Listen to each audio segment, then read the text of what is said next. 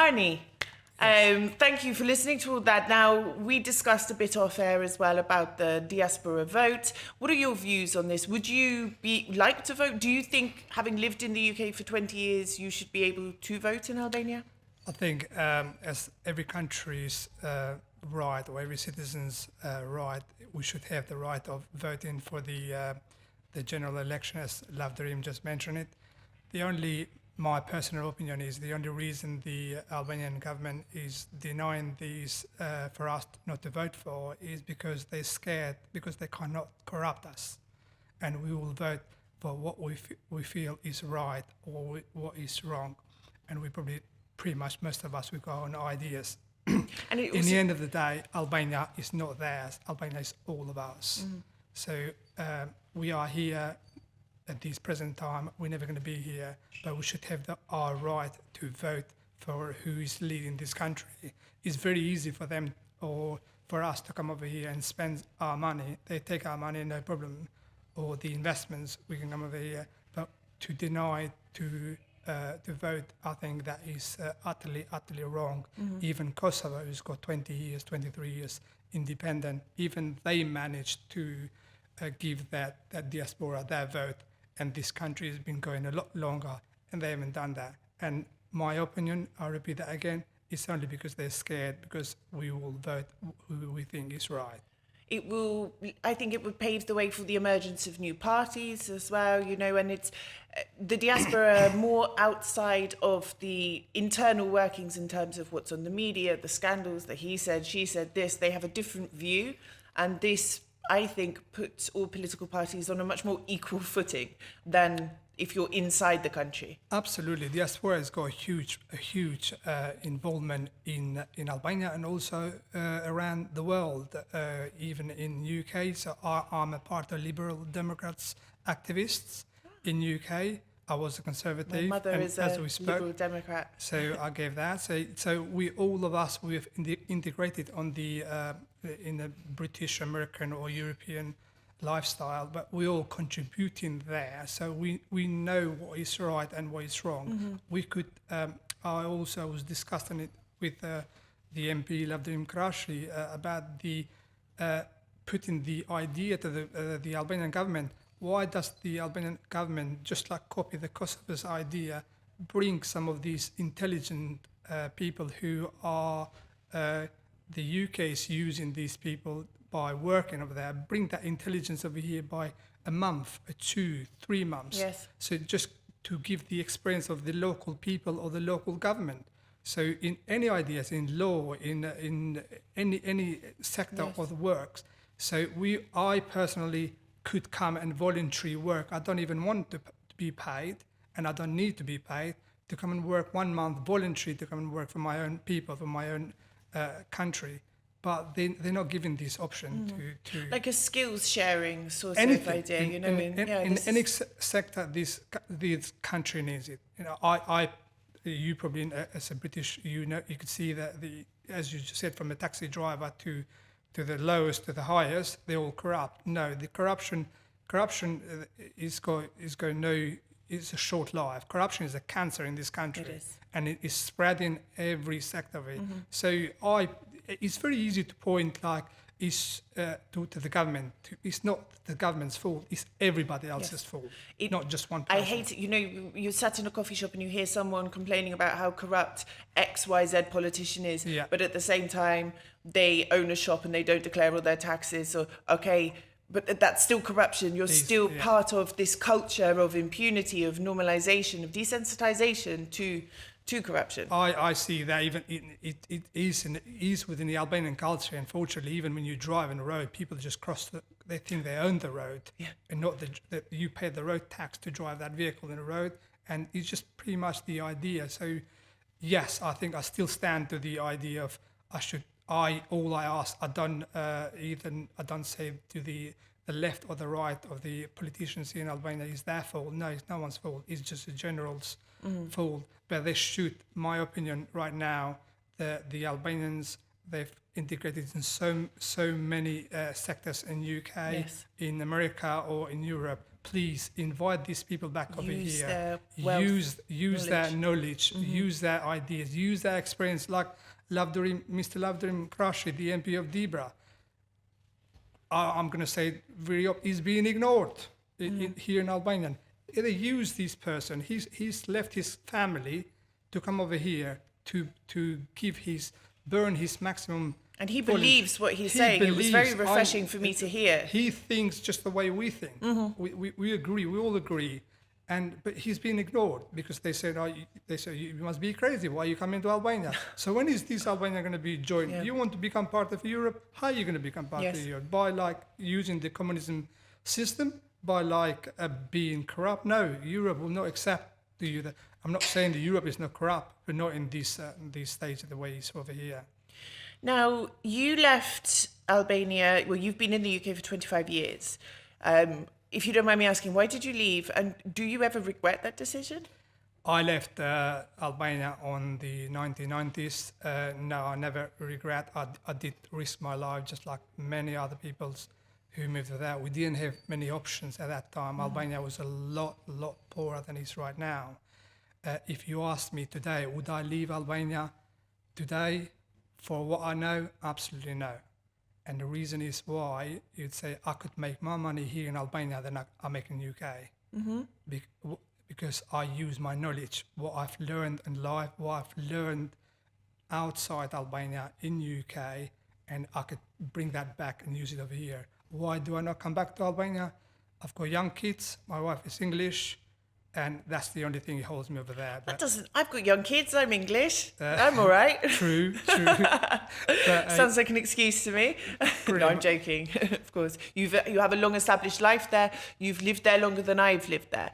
My business is over there, so yes, I belong over there. If I'm over there, the businesses have to be shut down. Yes. And start another business when I've already got one. Yes, businesses over there. I rather stay to the place. Hopefully, I'll come over here on my retirement. Now, so you're very settled in the UK, but you are, and you remain very connected to Albania. We discussed previously, you were on my show virtually last week. We were talking about you raising a lot of money for Albania, Albanian charities in the Tirana Marathon. You've been involved in a lot of things here from afar and when you visited as well. Can you talk to me about some of the ways that you are connecting with your homeland, that you're helping out, and some of the obstacles you faced in trying to do this? I think as an individual person, as a businessman, but mainly as an individual, as in all of us Albanians in UK or around Europe, we've got our duty to, even if you could donate €1, one coffee, as I said to you in the last program, to this country. It's not that you're throwing it away, but you're bringing it back to your homeland. So I feel I've been part of many charities, not just the Albanian one. I've done the cancer research, the British Heart Foundation in UK. So I like to help when I can help other people. So helping Albania, I feel like motivation. It motivates me to try and do something good, and I feel great. Until you do it, no one will understand that. So why Down Syndrome Albania is Down Syndrome Albania is one of the charities I was introduced by a friend of ours, and I'm happy and really proud of helping these people and helping this community. But I'll be open for other options, other charities. You've been involved in sort of touristic initiatives as well, if I understand correctly, but you've had a few difficulties there. No, really. I was as Mr. Lavdarim, who knows, I was the only person I was in contact. I was the person who bought the Condé Nast travel magazine, was posted by the Prime Minister of Albania. The biggest travel magazine in the world. This magazine is one of the biggest traveling magazine in the world. It's got 33.5 million people that read this magazine monthly. I was totally ignored from all the Albanian leaderships. They didn't even repost the article? The Prime Minister and the Minister posted the article. Probably they didn't know who brought them over here. And what motivates... So the way I go, like, what is going to make me to motivate to bring them back again here? None, zero. So I'm in really close contact to a very good friend of mine who is the director of Royal Caribbean Cruises. I've emailed the Minister of Tourism of Albania, no reply. I Instagrammed her just instead. She uses the Instagram and Facebook, no reply, completely Did you try ignorant. WhatsApp? That's how most things are done here. I don't have phone numbers No. for WhatsApp. That's the We'll only try way. and find it for you. WhatsApp is how things are organised. So But that's a shame. You know, I mean, this is a huge international company. Is With the port massive. development in Dures, in Saranda, in Vlora, there's huge potential there. is a massive for Albanian and massive for the British for the Albanian economy, but no one is pushing me to do these things. I'm doing it voluntary. Yes. I'm doing it because this is my land. And then when someone asks me about Albania on my business, my everyday business, I'm very proudly of like telling them the reality, and then how the reality is, because the people they see it in England, they think they got different opinion of the Albanians, and in Albania they got different opinion of England, and none of these two are the same. Now, this is something we'd mentioned before. Last year, when there was the immigration situation going on, lots of Albanians were going to the UK. There was a bit of a reputation crisis with Albanians. And I mean, I've told this story many times. I called up about my daughter's passports to the British Home Office and was told, oh, another Albanian after a British passport, you know. And for someone to say that so casually whilst at work, it was... How was that period for you, sort of this time last year? I think as we spoke together a while ago about the being like being offended basically by the Home Secretary of British Home Secretary. That was very unprofessional for her, and I think she hasn't just offended the Albanian community, but she's offended many other communities right now. There's a debate there. The Albanians that move into UK, I don't really see why. I don't see why people are moving because they're desperate. Also, I could actually point the finger to the local government. What future has this country without the young generation? What are they doing? What's the progress they're doing to invite this young generation to stay here? I can't see any, zero. So on the other aspect of that, if I was young, 21 years old, 18, why would I leave Albania? If you're going to come to England, what are you going to do? You're going to work. If you work hard, you're going to make a good living. But if you work hard in Albania, you can make a good living as well. So coming to England, as Lavdarim just mentioned over there, illegally, you can't not even have, you can't rent a house, you can't rent a room, you can't get paid by cards, you got no bank account, you got no health care system. You basically you don't exist as a human being. So why would you want to risk yourself to come over there? For what for? It's like I get many people. I got from many commissioners, as I just spoke to you early, police commissioners saying to me, why Albanians are the highest drug dealers in London over there. And it's a very simple answer to me, basically. UK, if they could just lower the standards of what they're asking for the Albanians to come to UK so they can work legally, it would benefit both of them. It would benefit. There's a skills shortage in the it's UK. Massive. They're crying out for staff. We're crying out loud for any sectors, and all the staff, all the farmers. Everyone is crying out loud. We've got no skilled But it's people. not farmers, IT, hospitality, Everywhere. Transport, manufacturing, Absolutely. everything from manual work up to highly skilled work. It will benefit. Coming back to the point, it will benefit the British government by collecting taxes. It will benefit again to the local business people by using their money. You benefit to landlords by renting their houses and renting their rooms. So you benefit, and then also that money will come back to Albania. So I think they start push to the local government of Albania with UK. They are a bit stubborn. But eventually they will understand the reason because everything makes sense. The other point I want to mention is I've spoken to the ex-ambassador of Britain in Albania and Duncan?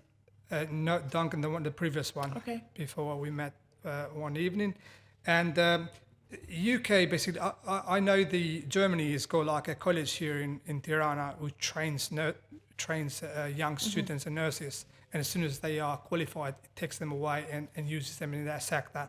why can't Britain not do the same thing? And just like you get the brightest people and you use it at places you really desperately need. But then Albania loses out as well. True. We desperately need doctors and nurses Absolutely. here. Yeah. This is a That's the government's fault over here. Like, again, I don't want to point anyone left or right. This is the government's fault. They should Kosovo just see how Kosovo is advancing a lot better than Albania, and they are 23 years democracy. So get some. What's the program for the young people to stay here? What's the government's program? I can't see anything. So if you ask any Albanian outside in a coffee, they all want to get out of Albania. Why? What's the reason? There's a problem over here. There's a problem in society. There's a problem on the politics, and they have to clear all this corruption. There's only way forward. There's no other way forward. They cannot stay need more forever. love dreams to come. We need. I literally written down over there. I plead to the Albanian government. You need people like Love Dream. You need these people to recognize them. We need, as the Albanian in Britain, if Love Dream comes and represents me over there, I feel proud. I'll follow him. Yes. But if I get like a corrupt Albanian person who comes to UK and represents me, I feel embarrassed because I know his story, I know his background. All of us, Albania is a very small country. It's like what one town of like East London is the entire Albania, even smaller. So in Albania, you know everyone. You just ask about someone's name and you can get all the information. Oh, they're my cousin, or That's it, or related. So we need people like Love Dream. We need these people. Don't let them like just to represent like the Debra, but get these people to represent Albania. Get these people out there. Get these people to fight with corruption. And then again, use these diaspora intelligence. Bring them over here. Bring them in a monthly, 2 months, 3 months experience. Learn from these people. Teach these people because you cannot corrupt us. They cannot corrupt us. We will tell them, and we will just walk away and go back to where our lives are. Or if we find somewhere we can benefit over here, then we move in just like you did.